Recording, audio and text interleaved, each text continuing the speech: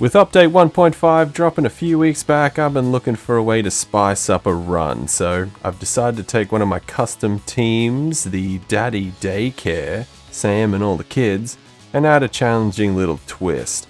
I call this run the Super Dad Run. So Sam is in the party, but he can't do anything. He can only support his little kids to do the best they can and grow up to be super strong. So first and foremost, the biggest limitation of this run, Sam can't do any damage. He can't use damaging skills, he can't have weapons, he can't throw molotovs, bombs, nothing. He can use game skills, but only the ones that support the kids. So buffs, healing, that is fine. He's the best dad around, but other than that, he can't do shit. If you're unfamiliar with the roster of party members you can get in this game, the kids refer to Joel, the Ratbaby, and Sophie. So let's get into it.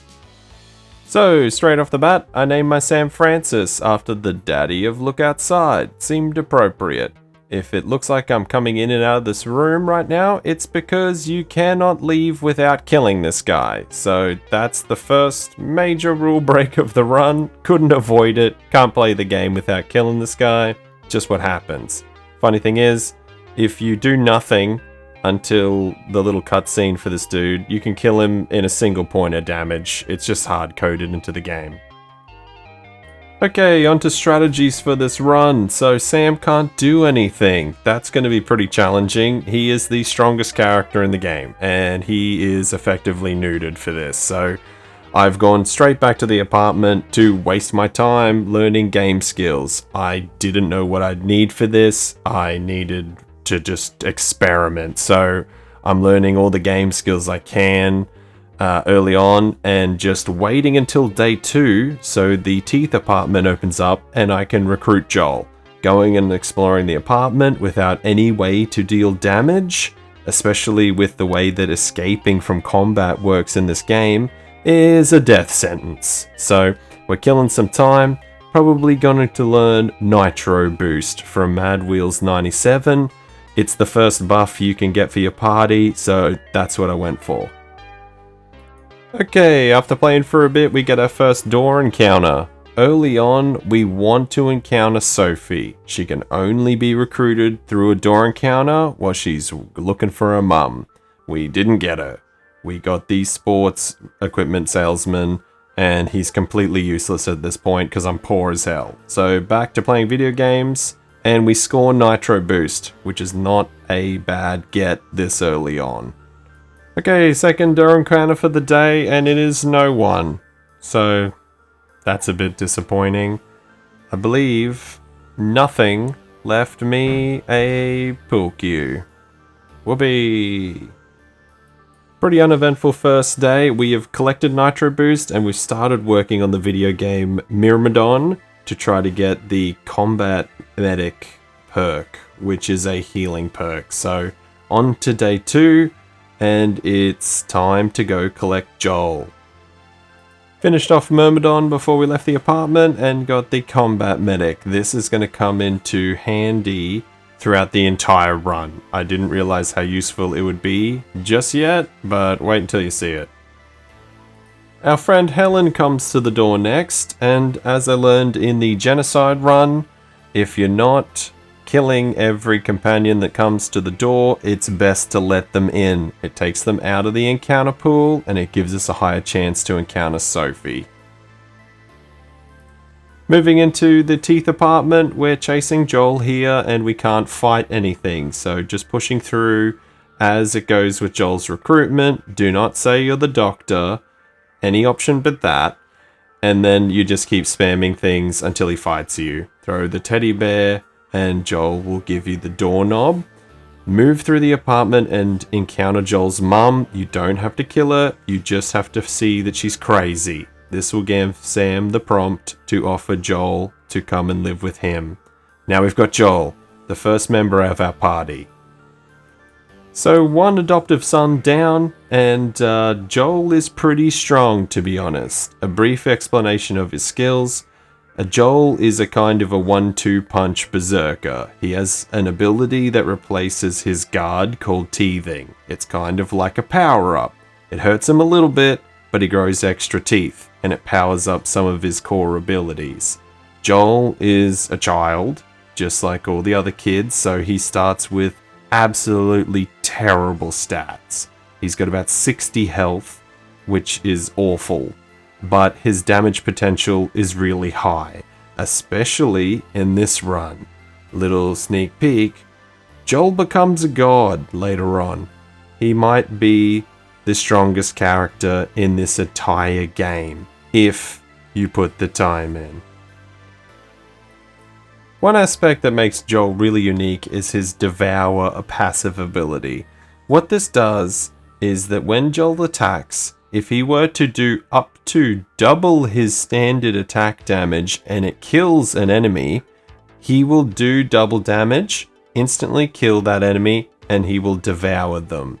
When Joel devours an enemy, he gains an increased amount of max health by a small increment based on the challenge level of this enemy. This is really undefined, but from my testing, it can be anywhere from 1 to 7 max health that he goes up, depending on how hard the difficulty of the enemy is. Scrub enemies like these onlookers, you're probably going to get 1 or 2 extra health, but it adds up over the course of the run. So with Joel's help, we've killed everyone in the onlooker's apartment and managed to loot the crafting kit, but it's the end of the day. We've learned Combat Medic, Nitro Boost, and collected Joel, and it is now day 3. Knock at the door as soon as we wake up, but unfortunately it's the curio salesman and I have no money, so that's a missed opportunity. I decided next that I would learn the skill Screamer from Screamatorium. However, I did not realize this skill actually did damage, so waste of time, cannot use it. Lesson learned, I guess. It's about time we pursued our second party member, so I take Joel for a stroll to floor 2.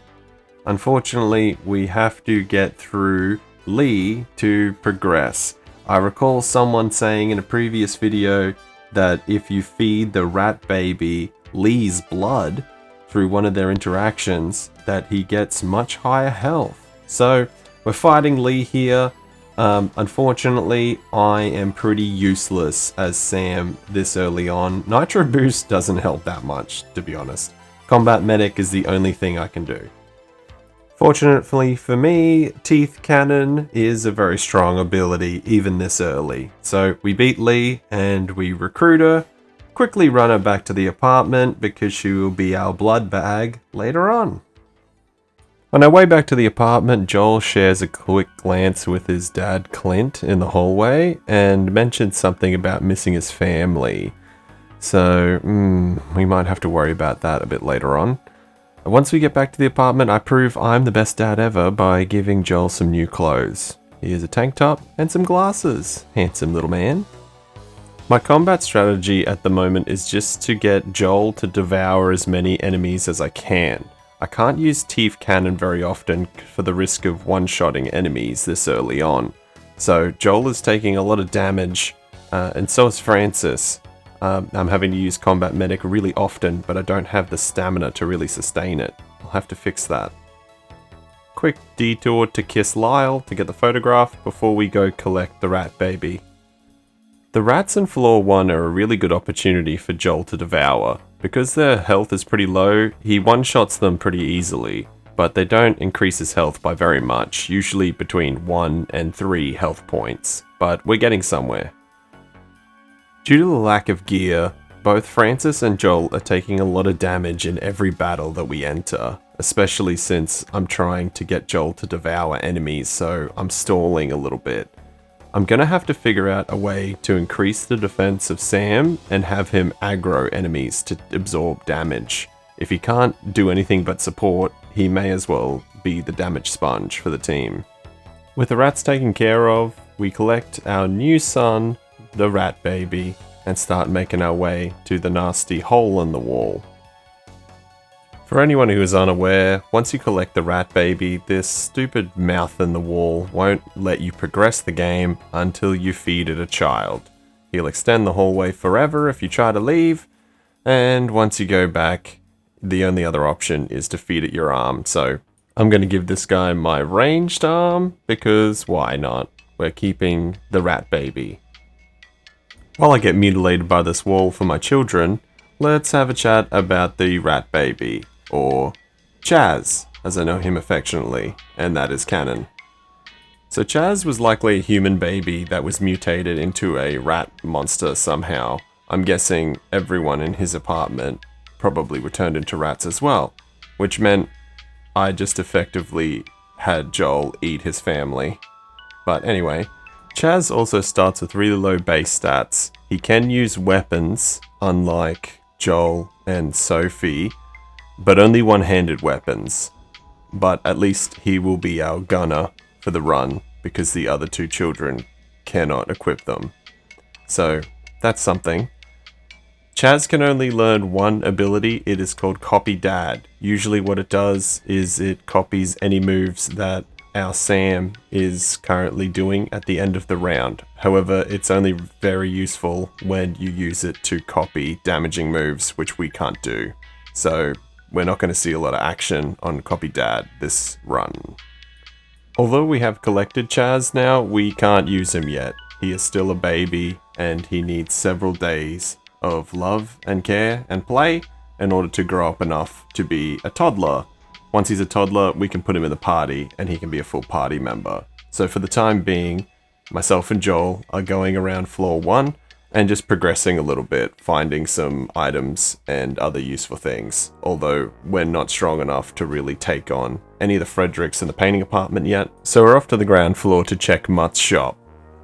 Mutt sells a lot of really powerful equipment in his shop, randomly throughout the 15-day run.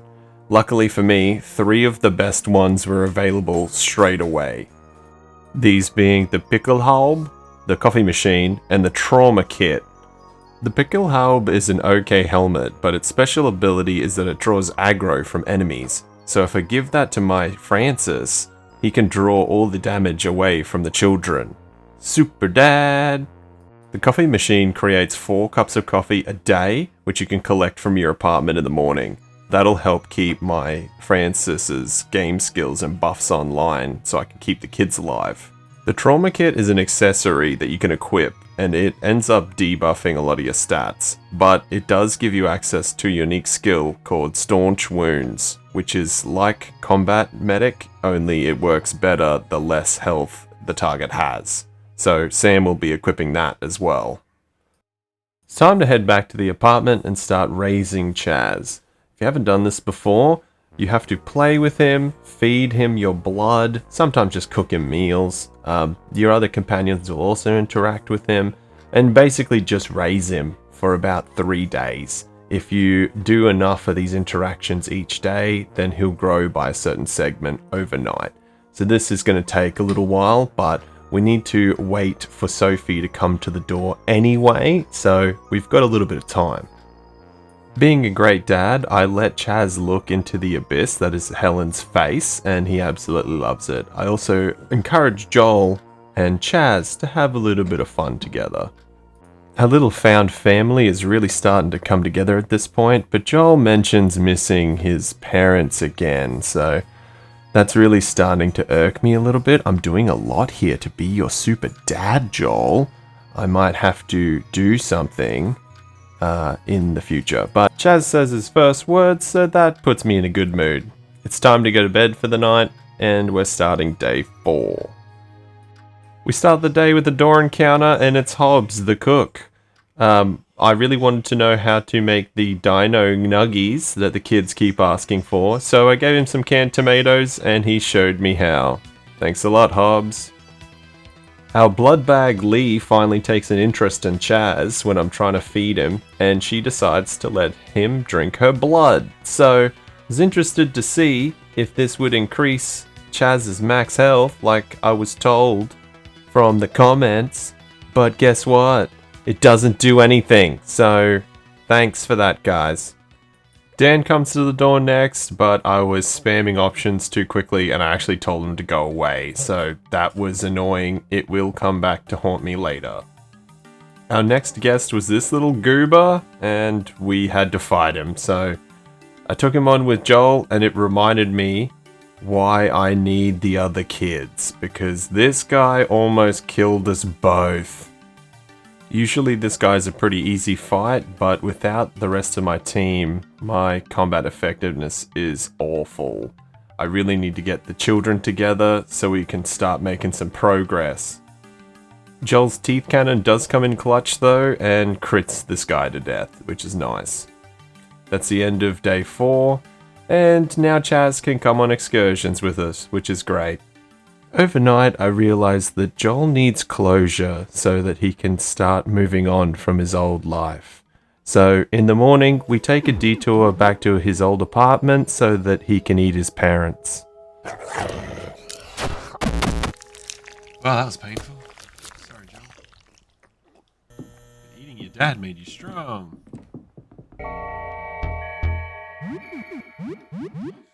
Eat, Mum. Alright, sweet. Now that family bonding session's out of the way, let's recap on where we're currently at. At the moment, we need to recruit Sophie. That's our next major objective. Joel's in a good place, and Chaz is now able to join the party. But Sophie is still a random door encounter, so we'll have to waste some time waiting for her to rock up.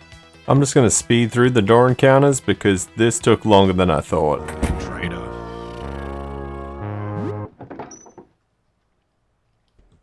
Ah. Alright.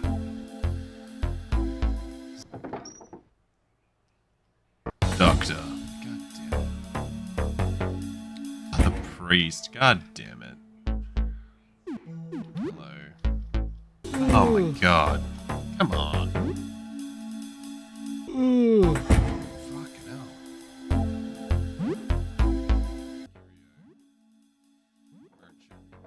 I actually did decide to buy the carnelian ring from the curio salesman just for a boost in max health and survivability for Francis. Oh god damn it. Are you kidding me? He's come back again? Piss off. Okay, so it's been 4 straight days of door encounters. Francis has become depressed from the lack of overall progress, and so have I. We went to collect Audrey, the vending machine, on floor 1, just for fun at some point, but other than that, still waiting for Sophie. Yes. Alright.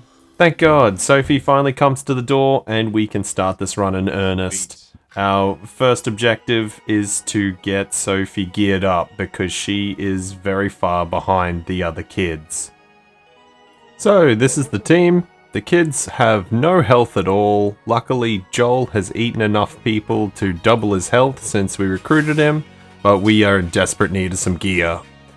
We go down to the second floor to purchase the super slingshot for Sophie to give her a really strong ranged weapon off the bat. And then back to floor 1 to start exploring so that Francis can be less depressed. Now that Sophie is part of the family, let's have a look at her utility for our little team. So Sophie isn't a straightforward damage dealer. She's more of a status effect debuffing character. Sophie has a unique ability called Hide. It replaces her guard, so she can't block damage, but what she can is try to avoid it. Once Sophie is hiding, she gets access to her skills, which are called tricks. They're mostly debuffs, like inflicting poison or stun or confusion, which will be pretty helpful. Unfortunately, Sophie doesn't have access to much weaponry. Melee weapons are sort of out. She can get a scalpel, which is okay, but I don't want to use her for that. She does get the slingshot, and now the super slingshot that we picked up from the shop.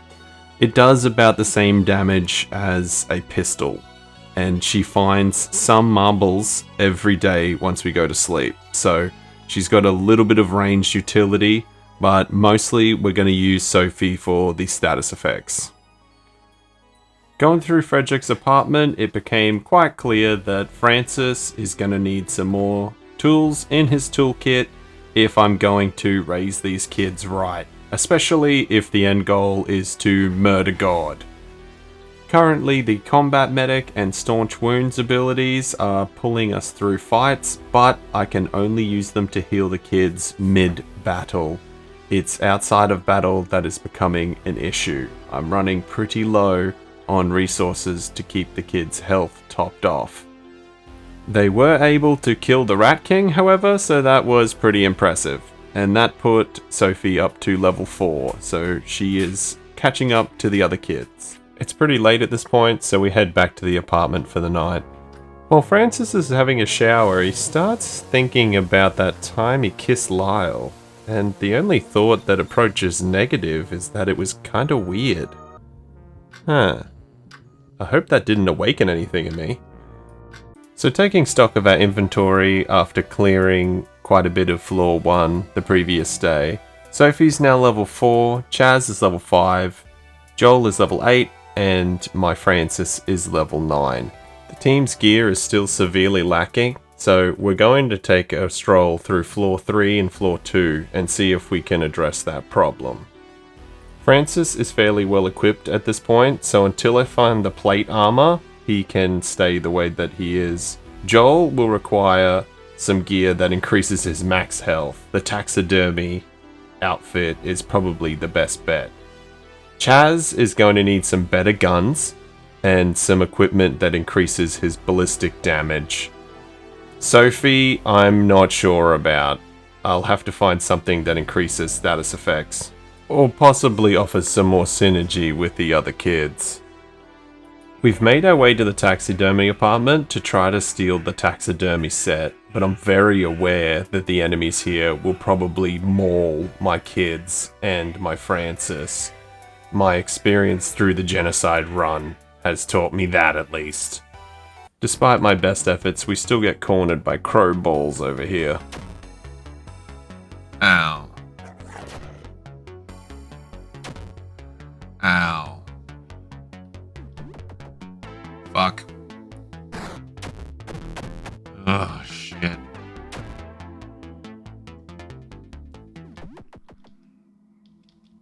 Grab that. Run. This encounter highlights another major challenge that I ran into with this run. The kids die all the time, particularly Chaz and Sophie. Their health pools are so low that sometimes they can get one-tapped from pretty easy enemies, and I'm running out of resources to revive them constantly. Our little 5-finger discount lesson goes pretty well for the rest of the apartment, and we managed to snag most of the taxidermy set without any trouble. I definitely dodged the crocodile this time around. No way. Oh my god. Leave me alone. I'm not sure if crows instinctively hunt rats, but that one did. Now that we've made it back home, let's talk about the patchwork set that we just borrowed for Joel. This armor set offers little in the way of protection, but it does increase your max health for each piece that you're wearing. When you wear the whole set, it increases your health by about 100%, which is awesome. It also has inherent bleeding resistance, which means that Joel will be the perfect candidate to receive Francis's combat medic skill, as the 25% HP heal does have the risk of causing bleeding, which is now greatly reduced. While Joel was devouring rats in floor 1, I started to collect quite a few rat tails, which reminded me that the rat hole exists. So we went over to visit that freaky face in the wall. Most of his stuff is not very interesting, but what really piqued my interest was the filthy ring. I haven't used this before, but its description says that ailments grant power, which I thought, hey, perfect for Sophie. She deals a ton of ailments. So I bought the filthy ring and I gave it to Sophie. Massive mistake. Huge mistake. Why was that a bad call, I hear you ask? Well, the filthy ring is cursed. Once you put it on, you can't take it off. That's cool. And it doesn't grant you power based on status effects you deal, it grants you additional abilities based on the status effects you have, which I do not want Sophie to have. So, yeah. Whoops. Despite that little mishap, I was still pretty confident the kids would be strong enough to wipe out all of the fake Freds in the painting apartment. The only trouble we really had was with Face Stealer Fred, but Joel managed to round sword jaw his head off, so that was pretty good. I considered a few different rewards to take from the Freds at the end of the apartment, but I decided upon Bright Fred's Medic in a Jar would probably be the right choice, especially considering how often the kids die. Joel also scored the Face Stealer Fred's paint-stained apron, which is great for finger painting back in the apartment, but it also increases your max health, which is awesome for Joel. There was a proud dad moment where Joel ate Frederick in one bite, which was pretty cool, and then we collected the Medic in a Jar. This item was pretty handy for the rest of the run. It's basically a full heal for the team. Every day it recharges, but you can only use it once. But still, incredibly handy. Thanks, Bright Fred. I made a quick detour into the overgrown apartment to test out Sophie's filthy ring. I can make her explode now, so that's something. Not sure if that's the best super dad move to make your kids into martyrs, so let's pass on that. Something dawned on me while I was making my way out of the overgrown apartment. I had completely avoided the rat freak earlier in the run. Since this guy gives you the rat claws weapon, if you come back wearing the rusty crown, I usually don't kill him. But since I had left him alive, I decided to test out a theory. You see, a unique part of this encounter is that the rat freak spawns additional rats throughout the fight. From my testing, it turns out that on round 1, the rat freak spawns a small and a large rat. On round 2, he spawns 2 more small rats. And on round 3, he spawns another big rat and another small rat. 6 in total. If Joel eats every single one of these rats, he does gain increased HP. Then you can escape from the battle, reinitiate it, and it starts again, infinitely looping, spawning rats. Now this is pretty insane because Joel can devour those rats and get infinitely scaling HP. Where it becomes somewhat of an issue is that the small rats only grant 1 max HP. The big rats can spawn anywhere from 1 to 4 HP is what I found. 4 was incredibly rare. It's more likely that you'll get anywhere from 1 to 3. So why does any of this matter? Well, when Joel levels up to level 13, he'll unlock his ultimate skill, Teethstorm. Teethstorm does damage based on Joel's maximum HP. It costs 25 of his max HP to use, and then whatever he has left, he does in straight damage. So, spending time grinding out rats here with the Rat Freak became the cornerstone of this run, and the ascension to Joel's godhood. Okay, so I was at this for a really long time, so let's do a fun little math exercise, shall we? If Joel's health was 220 at max when I started doing this, and each battle took 5 minutes, there's 6 rats, 4 small, 2 large. The minimum amount of HP I could gain out of every battle was plus 6. The maximum, getting rid of the super rare 4, was 10 HP. How many battles and how long was I doing this obsessively for? The ending point being 434, like you see on screen here. I don't even know how long it took. Multiple streams over several days. My mind just goes blank when there's a cheese in the room. So yeah, anyone who's willing to give that a go, let me know how much of a loser I am in the comments. Fighting the rat freak repeatedly was fairly draining on my resources, so I returned back to the apartment for the night to try to heal up the kids. Fortunately for me, we had a visitor when we got back home, and it was the gamer who sells the video games, which is brilliant. There was a game skill that I had in mind for my Francis, something to help pull more aggro. This was the game skill Hurt Me Plenty from the video game Blood Ghoul Orgy 3. Hurt Me Plenty is sort of like a taunt to all the enemies in the battle. It also gives you some defense, which is pretty great. I also picked up Super Jump Lad 3 so I could learn Numbness, just as a backup. Considering my experience with the Exalted 4 in my Genocide run, I knew that Numbness might come in clutch, although it didn't matter at all in this run. Okay, so let's reflect on our progress so far. There's 6 days left. I have to spend the next full day learning Numbness and Hurt Me Plenty from the video games. So it's a good opportunity to check over the kids and see how they are progressing. Joel is doing the best by far. After eating all of those rats, he's got 4 times the health of Francis and probably about 8 or 9 times the health of the other kids. His gear is great. He's in a really good place mentally. He hasn't mentioned his parents in days. Although he may have picked up something from eating those 300 rats, because he smells awful and he drools all the time. In fact, anytime he gets close to Chaz, he starts licking his numerous lips. That might be a little bit of an issue. He may have gained a taste for rat blood.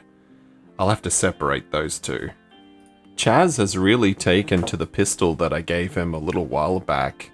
We found the odd circlet while we were farming the rat freak, which increases his crit rate, so that's made him more reliable with his gun. I did have to set a rule of no bullets in the gun when we're in the apartment though, because I'm not sure if I mentioned it earlier, but Chaz doesn't have opposable thumbs. He holds the gun in his mouth when he fires it. He's a rat. So yeah, that was starting to freak people out, especially since most of the time Chaz has his tongue wrapped around the trigger. Yeah. He's doing pretty good though. He's doing good. I am slightly concerned about Sophie. She stinks really bad after I gave her the filthy ring. She can't take it off, and everyone's been avoiding her a little bit because she smells so bad. And now she's starting to get a little depressed and is mentioning missing her mom, and maybe we should stay at home longer so that we can encounter her mom at the door. It's all a little concerning. I might have to do something about that. We'll see. The kids and I went for a little run in the middle of the day to go get the photo development started with Lyle. We're down to just 6 days left, so we're running a bit short on time. The kids did okay in the telescope apartment, although Chaz and Sophie died, which has become the norm. I still need to figure out how to manage that. Quick update on Francis. He has learned Hurt Me Plenty and Numbness from the video games. I also picked up the crossword challenge game from Mutt in the first floor so that we can learn confusing word down the track. Maybe it'll be helpful. I purchased the ruby ring from the curio salesman to give that to Joel. That increases his health by an additional 100 points, which is awesome. He is now sitting at 534. Chaz is rocking the cowboy hat and the old uniform, as well as the odd necklace, which all increase his ballistics. Sophie is currently still getting all the hand-me-down gear because I haven't found anything that fits her niche yet. So this was a surprise. Just as I finished learning confusing word, we got a knock at the door. And it's none other than Sophie's mum, Harriet. Being the super dad that I am, I had fully intended to give Sophie back to Harriet, but oh no, as it turns out, she's a ghoulish monster. This turned out to be a great opportunity to prove to Sophie that her newfound family was where she belonged. Unfortunately, Sophie was dead at the time, so she couldn't participate in this closure session, but thankfully, Joel stepped up and ate her mum in her place. So, thank you, Joel. With the past finally behind us, I felt like our little family could really push things to the next level. So, we called it a night, and in the morning, went to take down one of the biggest challenges in the mid-game. Okay, so this is the boss of the taxidermy apartment. He is also named Taxidermy. So we're just going to explain a little bit of the current strategy that the team is using, because after this fight, everything changes. So my super dad Francis has a healthy set of skills at this point, all of which either buff the kids or try to draw aggro away from them. So I'll start the fight by using Nitro Boost to boost their evasion. I might use Hurt Me Plenty to try to pull aggro towards the kids. Even then, multi-hit abilities or skills that the bosses can use tend to hit everyone, especially Chaz and Sophie, which is a bit of a problem. When the kids get hurt, I do have the healing skills Staunch Wounds and Combat Medic to try to top them off, but because Sophie and Chaz's health is so low and they're percentage-based heals, it doesn't do that much.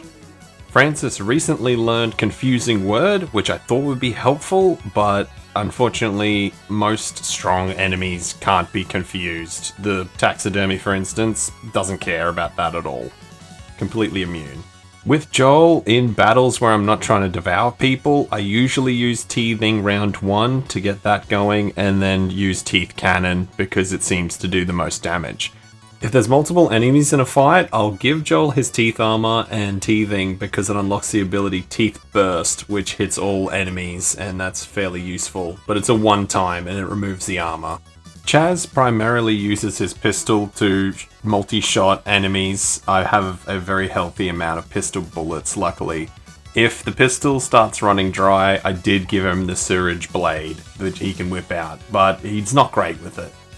I have experimented with the Copy Dad ability that he comes with, but the problem is it lasts for several rounds, and when Sam's doing his normal rotation of abilities, he'll often use Hurt Me Plenty, which is an aggro. So if I use that ability and Copy Dad is still up, then Chaz will also use Hurt Me Plenty and draw aggro towards him, which I don't want. So that's kind of ruining some synergy there. I did learn Confusing Word thinking that maybe that would be helpful for Copy Dad, but as I said, Confusing Word is pretty useless. Sophie has learned all of her trick abilities at this point, and Chaos is pretty damn good. It inflicts all of her trick status effects at once. The problem is that she has pretty low stamina, and when she uses trick, it almost completely drains it all out. Other than that, I have been using Blind, Stun, and Poison on the odd occasion when Sophie is alive. Otherwise, she's just adding to the DPS with her slingshot. So now you're caught up with the strategy that's gotten me this far on the run. The kids finally beat Suchawire, and with the 240 XP we received from defeating him, Joel finally gets to level 13 and learns Teethstorm. Teethstorm is an ability that doesn't require teething, you can just use it straight away. It eats 20% of Joel's max HP, and anything that's left gets dished out to everyone in the fight equally. It is stupidly powerful, especially when Joel's health is incredibly high. Check this out. Oh, no effect.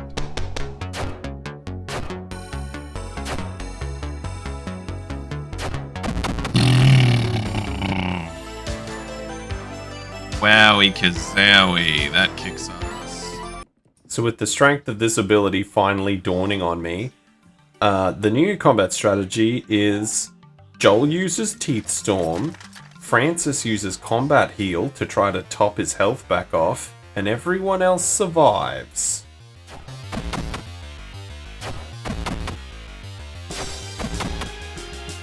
Oh, Teethstorm is ridiculous.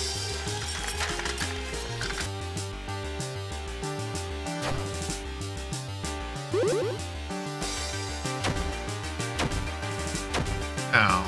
Ow.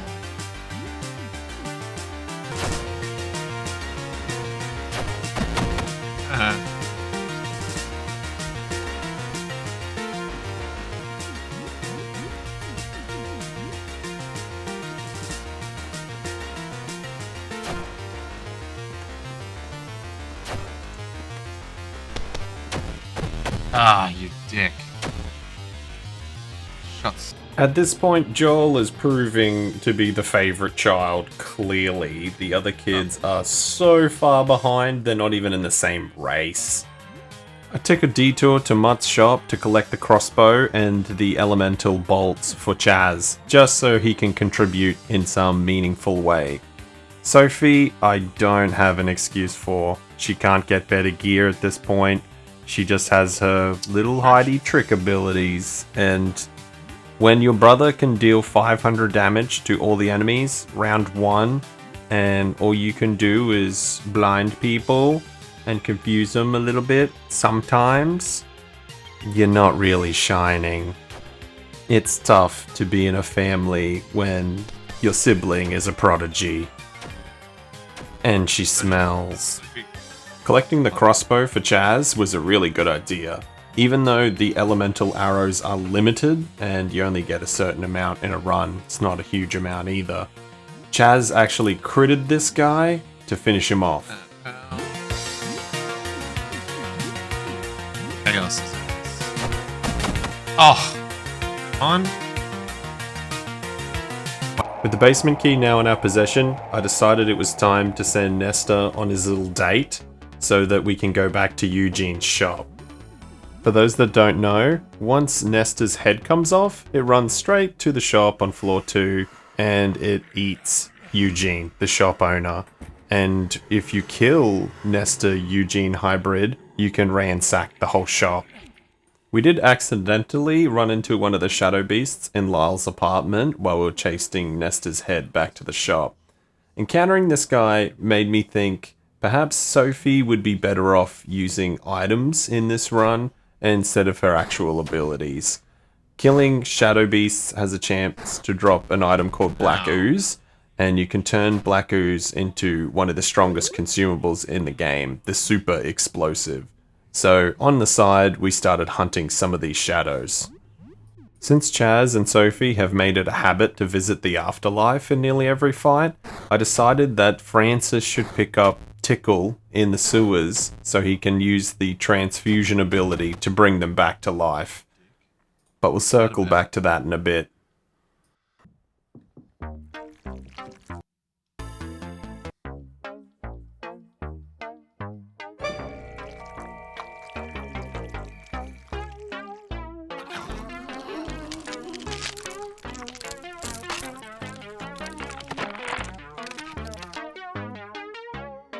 There's two major benefits from letting Nestor eat Eugene's face. One is you get the custom handgun straight away, which is just a straight upgrade over the normal handgun for Chaz. Not bad. The next is that you get to ransack the shop if you murder them. So everything in the shop is free, it'll just never restock. The third and most recently added benefit is that Eugene drops his apartment key and you can ransack his apartment as well, which has a very useful item specifically for Chaz. 606 damage. Fucked. The item in question is the elegant suit. It can be found in the hidden compartment through Eugene's bedroom behind the bookshelf.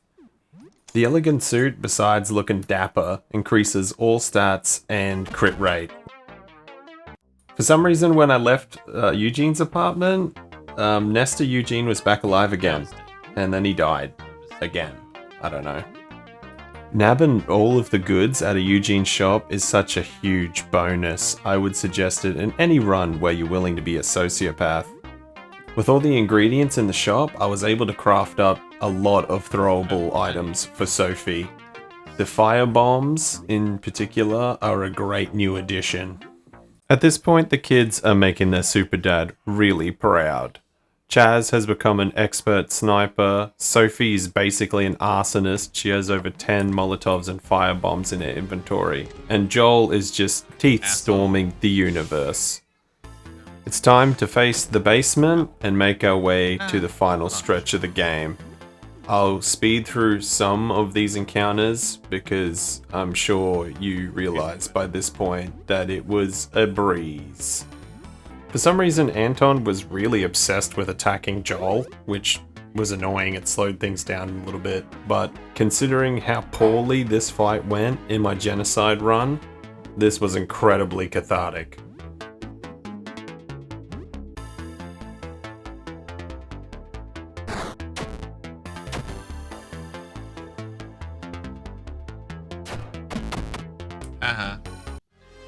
Before the slaughter begins, I did forget one last part to Joel's build.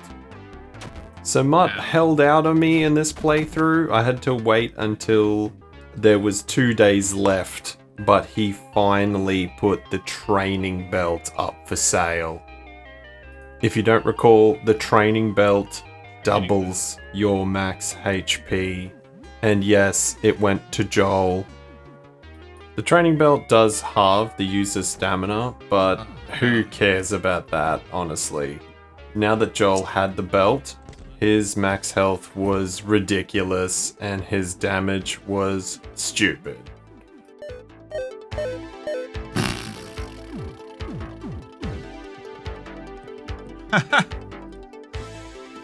Okay, let's Teethstorm our way through the rest of the game. If you're looking for a strategy to trivialize the game, this is the strategy.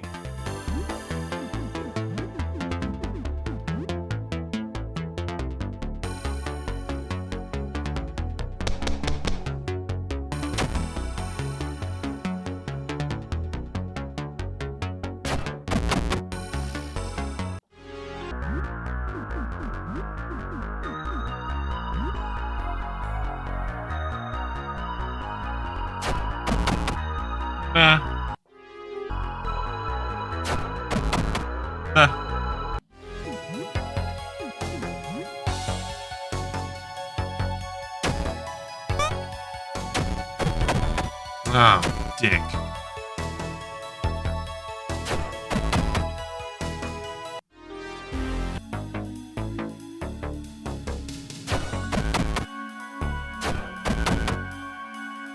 We ran into David and agreed to find the lost kids. Chaz loves making new friends. Boiler Beast went okay. He got Sophie and Chaz, but that has become very commonplace with harder boss fights. Oh, you siphoned Chaz.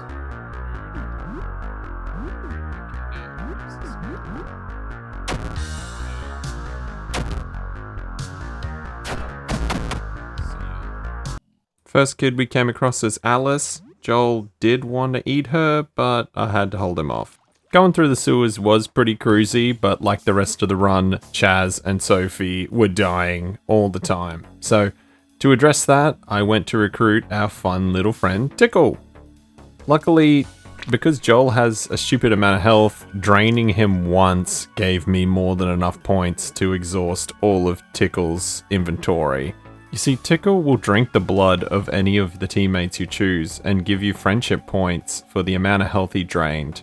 So he gave me 16 for draining Joel once. The only item that seemed useful from Tickle was the Crimson Ring, which regenerates health. So I put that onto Sam so that I wouldn't have to heal him ever. Accepting Tickle as a companion means that you sacrifice 30% of your max HP and stamina, and also 20% of your melee damage, to have him kind of live on your back and drink your blood. But he gives you access to some pretty cool abilities. Unfortunately, Francis can't use most of them since they do damage, except for Transfusion and Tickle Cheer. Transfusion uses some of your health to revive your companions, which fixed our dead Sophie Chaz problem.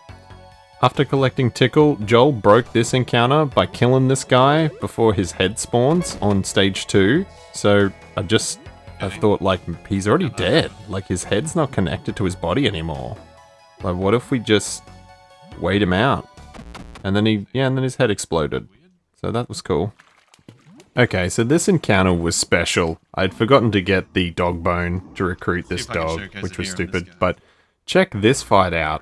Oh, Joel is just out here putting up some absurd numbers. If he manages to crit, it just goes off the wall. I don't even know what kind of numbers are going to come up at this point.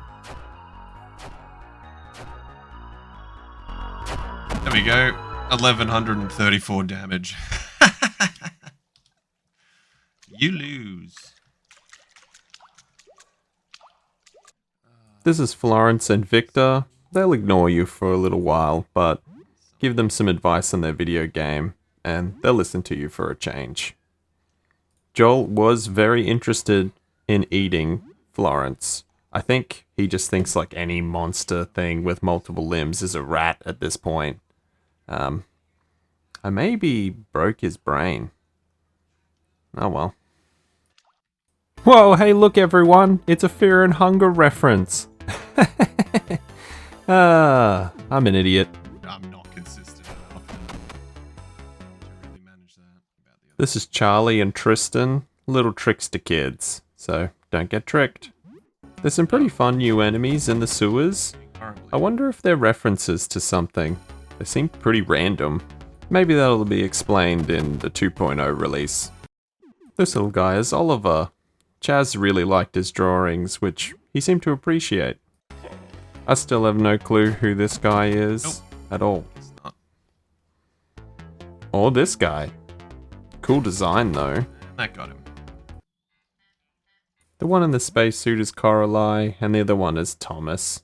The last of the kids is Zachary and his dog Roxy. I'm not even sure why the Spider-Man was collecting all these kids. He wasn't making them fight anyone.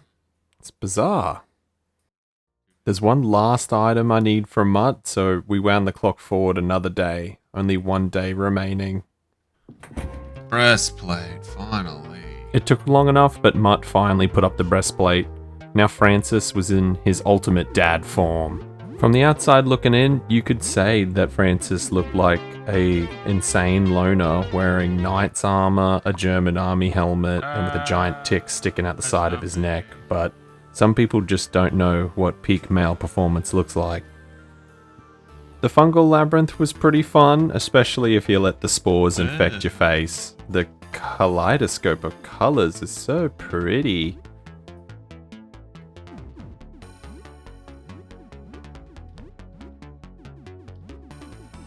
This is also a pretty good place to test out some of Joel's damage and see if it can break or sequence break events. I tried to Teethstorm all of the survivors that you're supposed to rescue, but you can't kill them regardless of the damage. Even trying to kill Philippe during his rescue battle doesn't work. I did a lot of damage to him, doesn't kill him. Even the Spore Mother got one-cycled by Joel. The mushrooms in the fungal labyrinth are definitely worth collecting now. You can make the pale fluid out of them, which is the first step into making reagent and then some other crafting stuff, and then you'll get super explosives, which Sophie will use later on. Moving through to the parking lot, Joel is just cruising. We're making our way to Hellcar, but first we went through the police car and the SWAT vehicle. The SWAT vehicle is pretty funny because I try to sequence break this as well by like slamming him really hard straight away, but it doesn't let you. He has to spawn the 3 tongues that he has in the back, and then you have to kill each one of them before he'll die. You can't skip ahead. The tongue that has like the riot shield guy uses this protect move which draws damage towards it, and Joel just slammed him.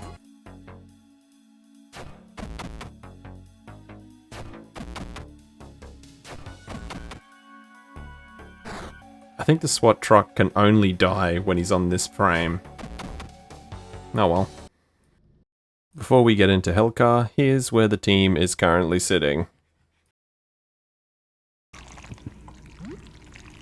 Okay, so if you don't know, Hellcar is one of the 3 major endgame bosses of the run. He's basically a puzzle boss. You see, after you do a certain amount of damage to him, he will swallow you and put you in the back of the car. and then you have 6 turns to escape. Otherwise you get taken to hell and it's an instant game over. This fight contains 4 phases. The first, when you encounter him. The second, once he swallows you and you end up in the back of the car with the passengers. The third is when he spawns the steering wheel, windshield wipers, and rearview mirror. And then the last is when his face appears in the windshield. Once you defeat all 4 of those phases, he's dead, and you have 6 turns to do it. Normally, this is a pretty scary race against time scenario, but just watch.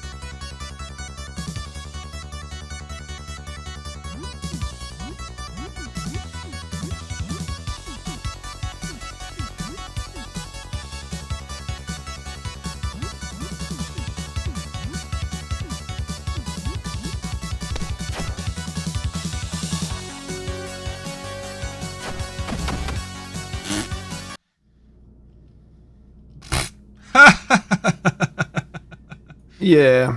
That was Yeah. dumb. That's about as fast as you could possibly do Hellcar.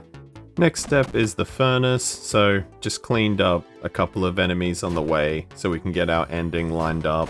The furnace is a pretty scary enemy, so just in case, I went back down to the basement and got Chaz this submachine gun.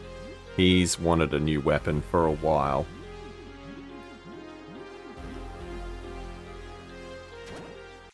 The furnace spits out a lot of unavoidable damage, so it wasn't the cleanest fight, even though my team was ridiculous. Joel getting blinded straight away was a problem, and Sophie dying before the fight even started is painful. The furnace is considered on par with the end boss of the game due to his difficulty. See, over a couple of turns he charges up and then explodes, which deals significant damage to everyone in the party. So it is a little bit of a race against time. Usually you suffer at least 1 or 2 explosions.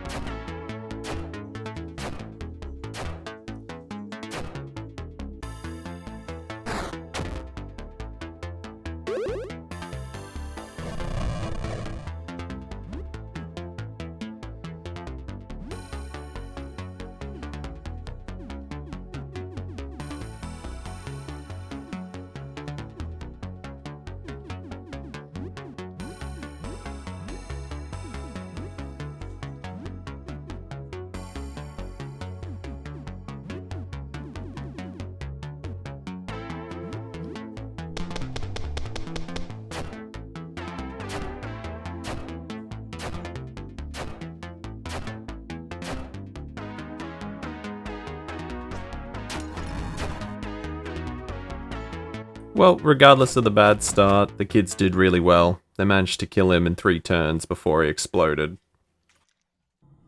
We're nearing the end of the run, so it's final preparations. Killed some more shadows to get black ooze for Sophie's super explosives. Went and collected the silver magnum for Chaz.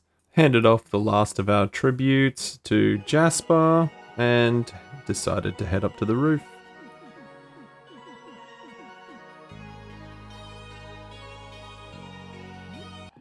Okay, so as a fun surprise, I thought it would be neat if we put the kids up against both of the super boss endings of the game. Zin, Amon, and the Exalted Four, just to see how they would fare. First up is Zin Amon, our favorite gerbil guinea pig thing.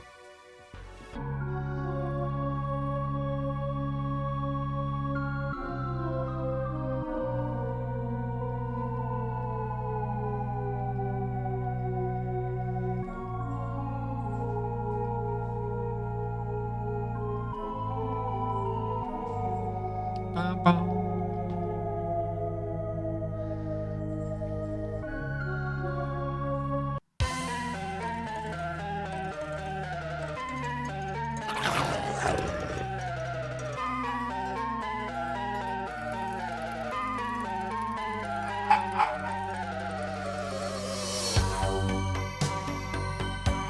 Eee.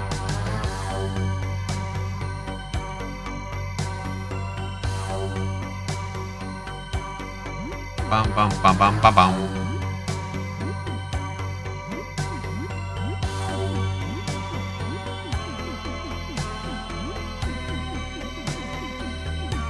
I have a super explosive.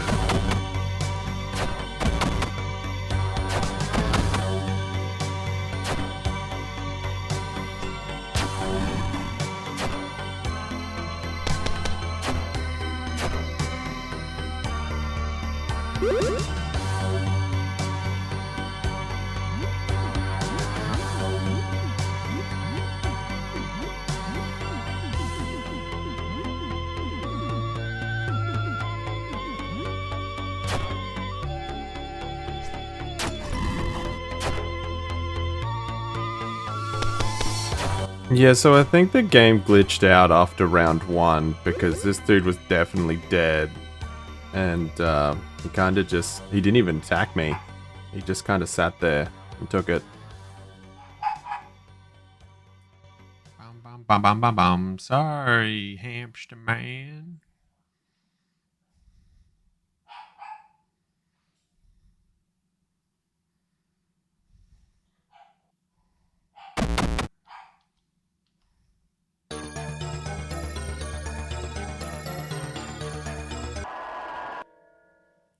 Oh my god, Planet Hamster. Bum bum banana. So yeah, that ending was pretty fun.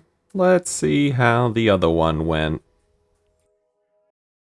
Bow, bow, bow, now, now. Oh man, this is gonna be so hard.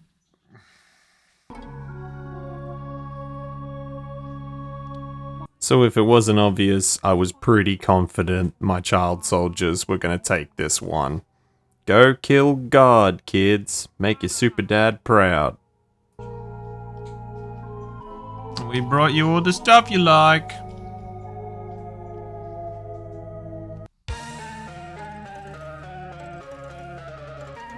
He's looking at us.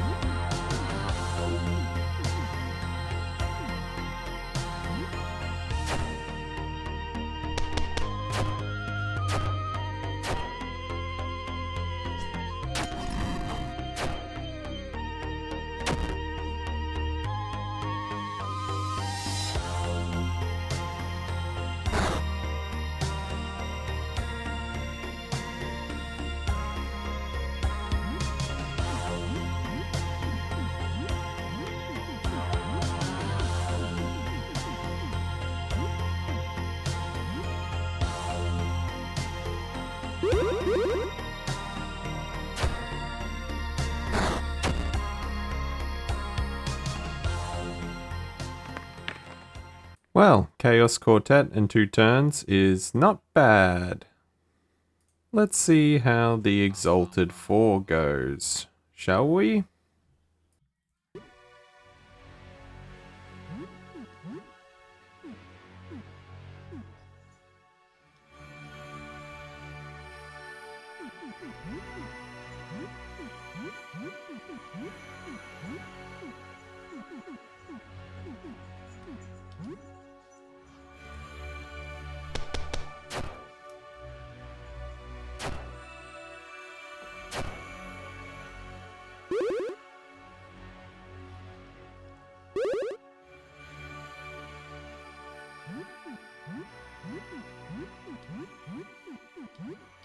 Oh, and for all those Sophie stands out there, look what our ultimate ability does to the final boss of the game.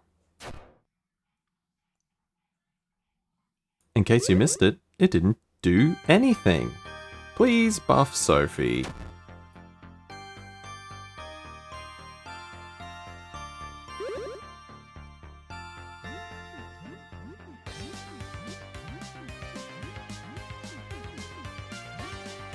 Oops, shit. Didn't mean to find it.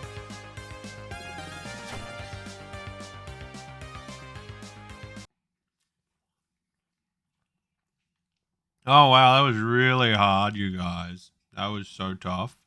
If you're confused why this guy died so easily, maybe you missed the fact that Joel critted for 3,000 damage on round 2. That is by far the highest number I've ever seen in this game. Let me know if you've seen higher, I would love to know how. So we made the obvious choice for our ending. Of course, we embraced our new friend, the Visitor. Any super dad would. Did it have consequences? Yes, it did. But glass half full, we did help everyone on Earth reach their full potential. If what they wanted was to become unhinged murder machines. Still pretty good effort.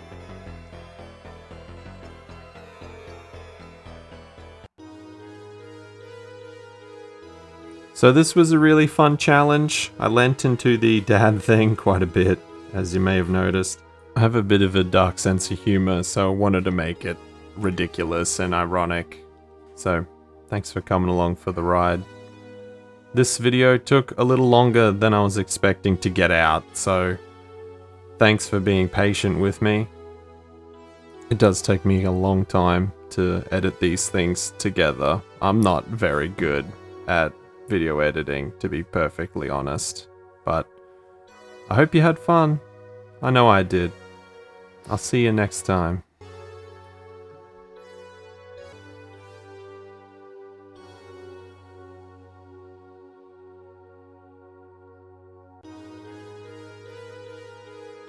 Whoa. Did I actually steal those kids? I did take them from their parents, and made one of them meet their parents. Does that make me an irredeemable piece of human garbage? Nah, I'm good with it. Yeah, super dad. Thanks for watching. Cheese man, cheese man. Who keeps saying cheese man? Cheese man.